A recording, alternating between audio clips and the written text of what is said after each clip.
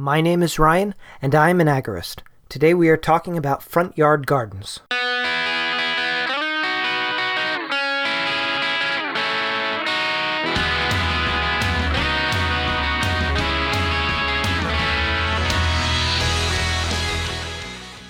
I was reading the news a few weeks ago and stumbled upon a bizarre headline. It read, "Florida Senate gives right to grow veggies in the front yard a green thumbs up."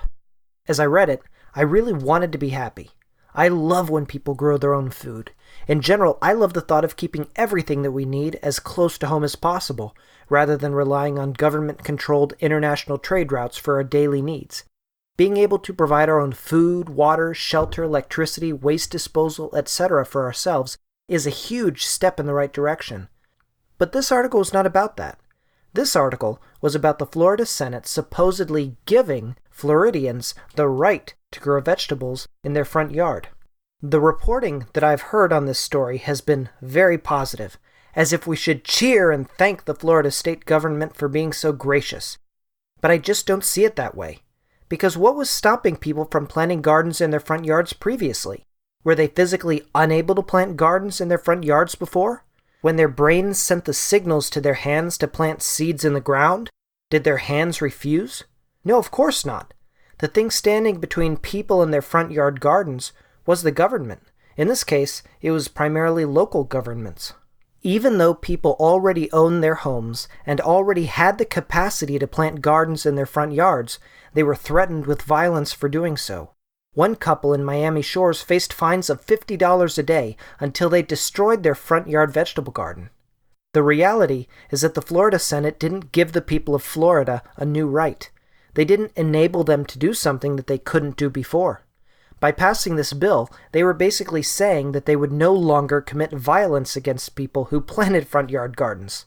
But that doesn't make a very good headline, does it? Rights, by definition, cannot be given or taken. A right is something inherent to you. I have the right to my body because it is mine. Nobody else can send signals from my brain to the rest of my body to control it. The only way that someone could override my right to my own body is with violence against me. Same goes for the rest of my property. Because I invested my own life to receive my property, it's mine. I own it, and what I do with that property is my right. The only way to force me to not do with my property what I want to do with it is to use violence against me. Governments cannot give rights. They can only use violence to block you from exercising those rights. Anytime you see an article about a government giving people rights, it means one of two things. First, it might be talking about a privilege. Governments grant privileges to their citizens, but those aren't rights, even though they're often called that.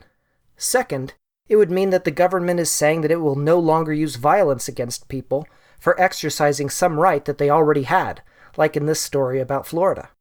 I am not going to thank the government for graciously deciding to not hurt me for exercising my right to my own life and property. If someone beats you up and then stops, do you thank them for being so gracious to you? That would be crazy. And it's no different with government.